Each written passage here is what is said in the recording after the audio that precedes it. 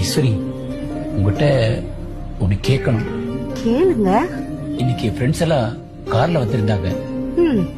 நம்ம இந்த வீட்டுல இருக்கிறத பார்த்துட்டு வாடகை வீடான்னு கேட்டாங்க.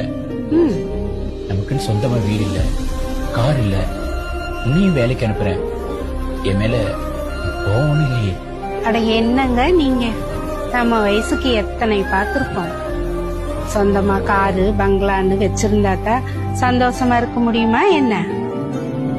இப்ப நம்ம கிட்ட சொந்தமா எதுவுமே இல்ல, ஆனாலும் சந்தோஷமா தானே இருக்கோம். காசு பணத்தை யாருகிட்ட வேணாலும் கடன் வாங்கலாங்க, ஆனா சந்தோஷமும் நிம்மதியும் நம்ம கிட்ட தாங்க இருக்கு.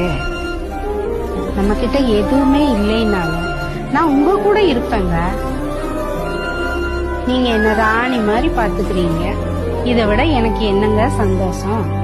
தேங்க்ஸ்.